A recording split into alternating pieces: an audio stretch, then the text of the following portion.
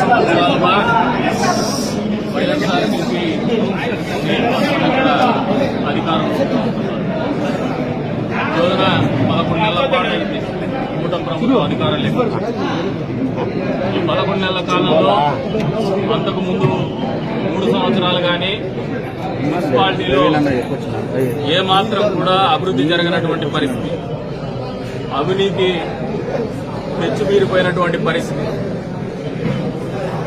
ఇవన్నీ కూడా ఆలోచన చేసుకున్న తర్వాత గడిచిన 11 నెలల కాలంలో ఈ ప్రభుత్వం ఏర్పడిన తర్వాత అభివృద్ధిలో ముందుకు పోవాలనే ఆలోచనతో మేము చేసుకున్నటువంటి ప్రతి అడుగు కూడా ఏదైతే నియోజకవర్గానికి కేంద్ర బిందువుగా ఉంటుందో కదిరి మున్సిపాలిటీ పరిపాలనా సౌలభ్యం లేనటువంటి పరిస్థితిలోకి నెట్టివేయబడింది. మీటింగ్స్ పెట్టుకోరు, కరప్షన్ గురయ్యి కేసు పెట్టించుకున్నారు. తదుపరి ఏదైనా బడ్జెట్ సమావేశం నిర్వహించుకుందామంటే కూడా బడ్జెట్ సమావేశము నిర్వహించుకోలేనటువంటి పరిస్థితిలోకి నెట్టివేయబడింది. వైఎస్ఆర్సీపీ పార్టీకి చెందినటువంటి కౌన్సిలర్స్ కూడా పరిపాలనలో గాని వారి వార్డుల్లో పనులు చేసేటువంటి క్రమంలో గాని అభివృద్ధిలో గాని సంక్షేమంలో గాని ఇబ్బంది పడేటువంటి పరిస్థితులకి పరిపాలన నెట్టివేయబడినటువంటి పరిస్థితుల్లో వారు కూడా మా వారితో కలిసి అందరూ కలిసి సమిష్టిగా ఒక నిర్ణయం తీసుకోవడం జరిగింది. చైర్పర్సన్ ని మార్చేయాలా, పరిపాలన కొత్త దారిలోకి తీసుకోవాలా, అభివృద్ధి పదంలో చంద్రబాబు నాయుడు గారు ఏదైతే ఈ కూటమి ప్రభుత్వం ఏర్పడిన తర్వాత అభివృద్ధి పదంలో రాష్ట్రాన్ని ముందుకు తీసుకోవాలనే ఆలోచనతో ఆయన వేస్తున్నటువంటి అడుగులకు అనుసరిస్తూ వాటికి అనుగుణంగా పరిపాలన కొనసాగాలనే ఆలోచనతోనే మాతో పాటు కూడా వాళ్ళు కూడా కలిసి వద్దామనే ఆలోచన అందరం కలిసి ఒక ఏకాభిప్రాయానికి రావడం జరిగింది. అందులో భాగంగానే అవిశ్వాస తీర్మానం కూడా ప్రవేశపెట్టడం జరిగింది. ఈ అవిశ్వాస తీర్మానంలో దాదాపు వైఎస్ఆర్సీపీ పార్టీకి చెందినటువంటి కౌన్సిలర్స్ కూడా మెజార్టీ సభ్యులు మద్దతు తెలపడం జరిగింది. వాళ్ళందరికీ కూడా మా పార్టీ తరఫున, కూటమి పార్టీలో ఉన్నటువంటి జనసేన తరఫున, బీజేపీ తరఫున కూడా మనస్ఫూర్తిగా ధన్యవాదాలు తెలుపుతున్నాను. ఈరోజున వాళ్ళు చూపించినటువంటి చొరవ కావచ్చు, ఒక నిబద్దత కావచ్చు, నిజంగా రాజకీయాల్లో రావాలనుకున్నటువంటి వాళ్ళు ఆలోచన చేసుకోవాల్సినటువంటి విషయం. ఎందుకంటే అనేక రకమైనటువంటి ప్రలోభాలకు గురి చేసినారు.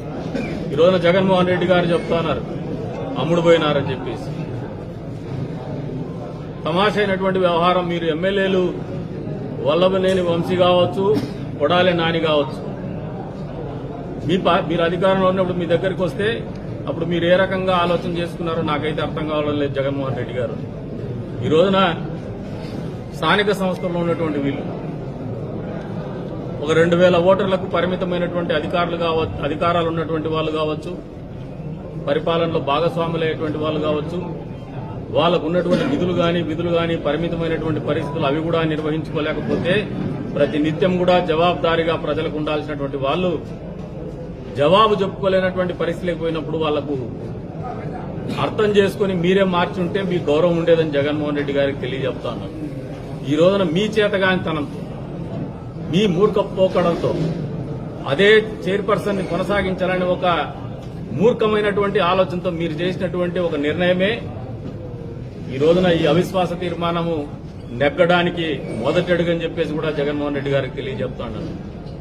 అంతేకాకుండా చంద్రబాబు నాయుడు గారు ఏదైతే పరిపాలన కొనసాగిస్తున్నారో, మున్సిపాలిటీలకు నిధులు ఇస్తున్నారో, గతంలో 4 సంవత్సరాల పాటు వారు అధికారంలో ఉన్నప్పుడు ఈ అభివృద్ధికి నోచుకున్నటువంటి మున్సిపాలిటీగా మిగిలిపోయింది.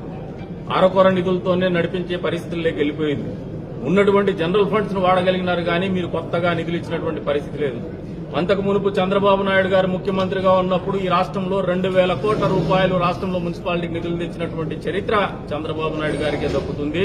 ఇంతవరకు ఆ చరిత్రను తిరగరాసేటువంటి పరిస్థితుల్లో కూడా ఎవరు కూడా ఏ ముఖ్యమంత్రి కూడా పరిపాలన చేయలేదు.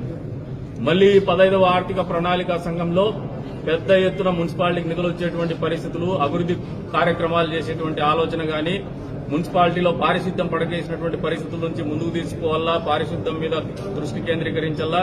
అంతే స్థాయిలో వార్డుల్లో రోడ్లు కావచ్చు, డ్రైనేజ్ వ్యవస్థను కావచ్చు, అదే రకంగా కుక్కల బెడదను కావచ్చు, లేదంటే పందుల బెడదను కావచ్చు, వీటన్నిటి దోమల బెడదను కావచ్చు, వీటన్నిటిని నివారించుకోవాలంటే, అంతేకాకుండా అన్యాక్రాంతమైపోతున్నటువంటి ఆస్తుల్ని కాపాడుకునేటువంటి క్రమంలో ఎక్కడైతే కౌన్సిల్ బలంగా ఏకాభిప్రాయంతో ముందుకు పోతుందో పరిపాలనా సౌలభ్యం ఉంటుంది, పరిపాలనా దక్షత ఉంటుందనే ఒకే ఒక నమ్మకంతోనే అందరూ కలిసికట్టుగా ముందుకు పోతున్నామని చెప్పేసి కూడా ఈ సందర్భంగా తెలియజేస్తాను.